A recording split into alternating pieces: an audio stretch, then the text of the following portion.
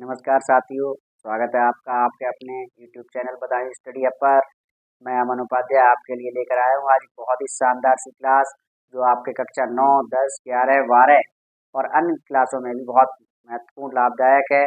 वो है आपकी कहानी अनुवाद की यानी स्टोरी ट्रांसलेशन की। स्टोरी ट्रांसलेशन एक ऐसा टॉपिक है जो आपको सबसे ज़्यादा टिपिकल लगता है अपने सब्जेक्ट में। वो कौन सा सब्जेक्ट है? वो सब्जेक्ट है आपका इंग्लिश।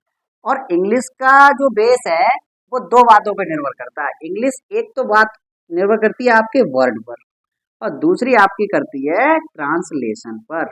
अब आपको ट्रांसलेशन आता है, ट्रांसलेशन पर करती है, दो बातों पर निर्भर करती है। अगर आपकी ये दोनों चीजें ठीक है तो आप अंग्रेजी में कहीं भी फ्लॉप नहीं होंगे। हर जगह आप अपनी गाड़ी को पार रखेंगे, चाहे वो गांव में हो, चाहे शहर में हो, चाहे कहीं भी हो, चाहे हिंदी मीडियम हो, चाहे इंग्लिश मीडियम हो। स्टोरी एक ऐसी चीज है जो आपको हर जगह मिलेगी और आपको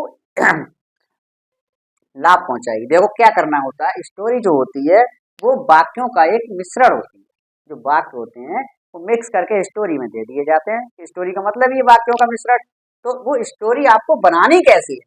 वाक्य तो आप बना सकते हैं, वाक्य बना भी लेते होंगे। आपको 12 तरीके के सेंटेंस और अदर जो सेंटेंस है, इंपरेटिव, ऑब्जेक्टिव, एक्सक्लेमेटरी, वो भी आते होंगे। लेकिन यहाँ पर क्या होता है, थोड़ा सीक्वेंस का ध्यान रखना होता है।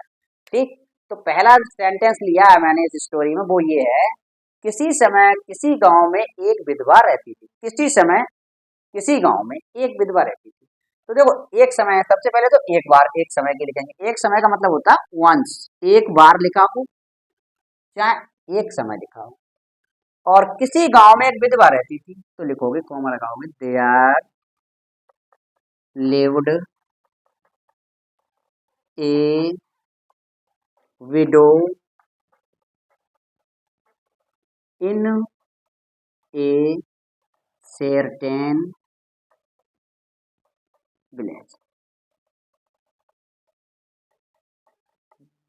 सुनिए, ध्यान दीजिए, यहाँ लिखा है सेरटेन, इसमें लिखा है किसी गांव में, तो उसके लिए हमने यहाँ पर सेरटेन शब्द ले लिया है। ठीक, और एक समय की अंग्रेजी once।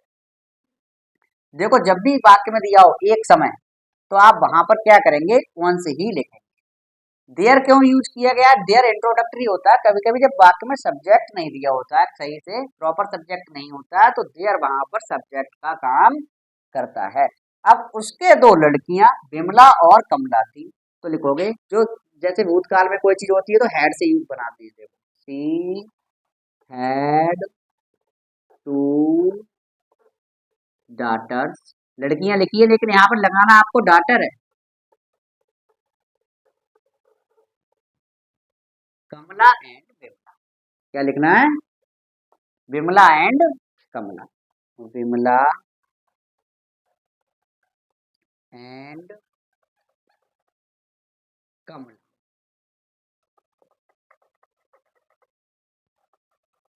उसके दो लड़कियां थी, एक का नाम था विमला, दूसरी का नाम था कमला। ठीक है, तीसरा सेंटेंस, विमला उसकी सगी लड़की थी, कमला सौतेली। तो लिखोगे आप, विमला वाज हर, उसकी की अंग्रेजी हर। देखो सगी की रियल भी लिख देते हैं, रियल, या ऑन भी लिख सकते थे आप यहाँ पर, OWN ऑन, डाटर।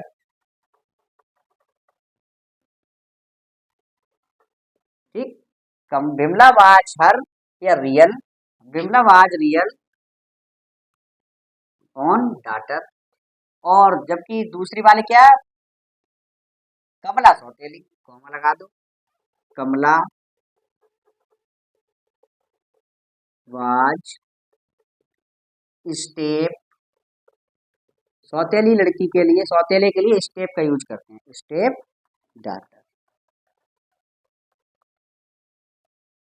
ठीक है, अगला सेंटेंस, विधवा की सगी लड़की सुस्त और मूर्ख थी। देखो देखो ध्यान दो, विधवा की सगी लड़की, इस सेंटेंस में यहाँ तक, सगी लड़की तक, ये सब्जेक्ट का काम कर रहा है। तो सबसे पहले आपको इसी को रखना पड़ेगा।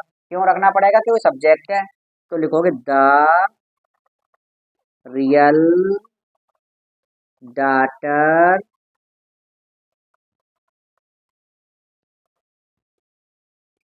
ऑफ विडो, विडो मीन्स विधवा। सुस्त और मूर्ख थी, बाज, सुस्त को लेजी लिख दो, स्लो भी लिख सकते हो, लेजी एंड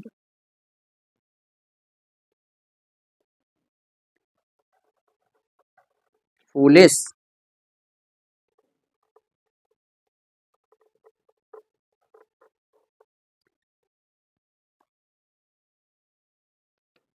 परंतु सौतेली लड़की बड़ी चतुर और समझदार थी।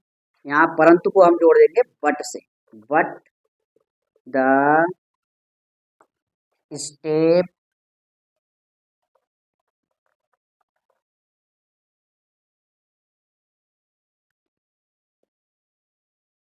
डॉटर वाज, कैसी थी? बड़ी चतुर और समझदार, वेरी क्लेवर एंड इंटेलिजेंट।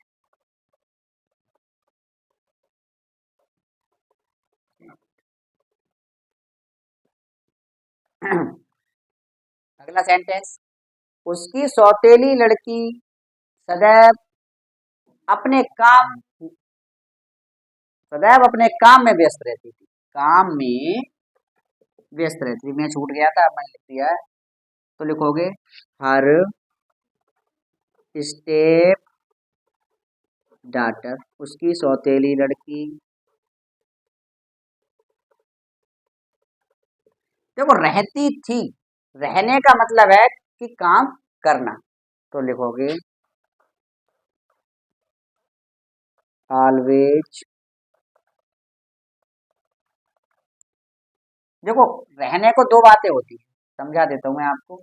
रहने की अंग्रेजी होती है रिमेन, लेकिन कोई काम जब कर रहे होते हैं तो वो रहने की अंग्रेजी उसी में जोड़ देते हैं। जैसे व्यस्त रहना, व्यस्त रहने का मतलब है बिजी, है ना, always busy, remain always busy, remain always busy in her work,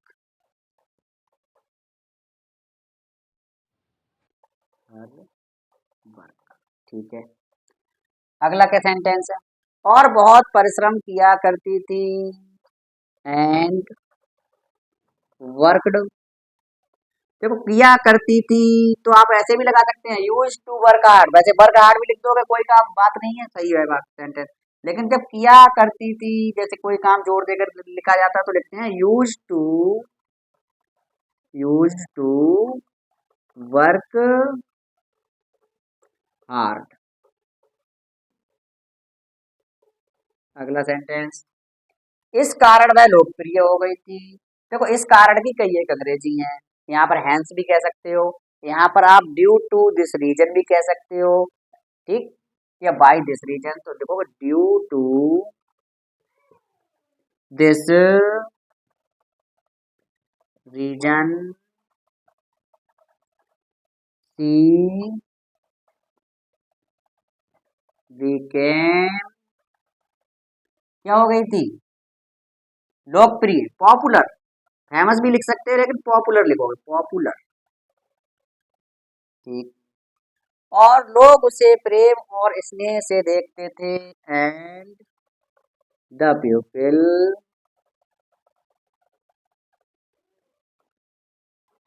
looked at, looked at का मतलब उसकी ओर देखना, looked at towards her with love and affection, AFFECTION, affection या अफेक्शनेटली भी लिख सकते थे, love with love and affection, full stop, ठीक है। ये आपकी स्टोरी बन गई, एक बार आप फिर से देख लो। एक समय किसी गांव में एक विधवा रहती थी, एक समय once there lived a widow in a certain village, किसी गांव में एक विधवा रहती थी, there lived a widow in a certain village. उसके दो लड़कियां विमला और कमला थी। जब भूतकाल में कोई चीज हमारे पास होती है या हम रखते हैं किसी चीज को, तो वहां पर हैड का यूज करते हैं। तो she had two daughters, Vimla and Kamla. जैसे मेरे दो लड़के थे, आई हैड टू सन्स। उसके पास एक कलम था, सी हैड या he had a pain. Vimla was her real own daughter. Vimla उसकी सगी लड़की थी, कमला सौतेली। विमला वाज हर रियल या ऑन, इन दोनों में से एक लिखना है। इसका ऑब्लिक का मतलब ही होता है कि दोनों में से एक लिखो।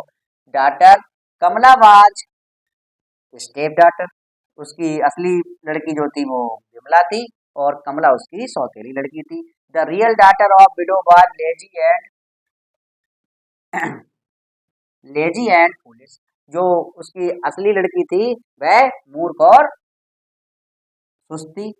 But the step daughter was very clever and intelligent. लेकिन जो सौतेली लड़की थी वह बहुत होशियार और चतुर थी। इस कारण वह लोकप्रिय हो गई थी। अच्छा, उसकी सौतेली सदैव अपने काम में, उसकी सौतेली लड़की सदैव उसके अपने काम में व्यस्त रहती थी। तो हर step daughter remained always busy in her work and used to work hard। वह काम में बिजी रहती थी और बहुत परिश्रम किया करती थी। तो यहाँ पर हमने यूज टू का यूज कर दिया, यहाँ पर यूज टू वर्क हार्ड। ठीक है, इस कारण वह लोकप्रिय हो गई थी। ड्यू टू दिस रीजन, इस कारण से। यहाँ हम ऐसे भी लिख सकते थे, वाई दिस रीजन। ठीक, या अकॉर्डिंग का भी एक बार को यूज कर सकते हो, आपको अगर पता नहीं है तो। Due to this reason she became, वह लोकप्रिय हो गई थी। सी बीकेम पॉपुलर, लोकप्रिय हो गई थी। एंड लोग उसे प्रेम और स्नेह से देखते थे। The people looked at towards her, लोग उसकी ओर विद लव एंड अफेक्शन, प्रेम और स्नेह से देखते थे। ये आपकी स्टोरी समाप्त हो गई। आशा करता हूँ आपको बहुत अच्छी तरह समझ में आई होगी कि जो स्टोरी ट्रांसलेशन है वो किस प्रकार हमें करना है। और परीक्षा की दृष्टि से तो ये बहुत ही अधिक महत्वपूर्ण है। सभी क्लासों में एक क्वेश्चन स्टोरी ट्रांसलेशन का अवश्य आता है। बोर्ड एग्जाम को ध्यान में रखते हुए ये मैं आपको स्टोरी लाया था। ये काफ़ी इम्पोर्टेंट है और कई बार बोर्ड के एग्जाम में आई भी है। अंत में मैं अपनी केवल एक ही बात, एक ही रिक्वेस्ट आपसे करूंगा, जिससे आपका प्यार मुझे मिलता रहे, और वो है वीडियो को लाइक और चैनल को सब्सक्राइब करें, अपने साथियों के पास भी भेजें। नमस्कार।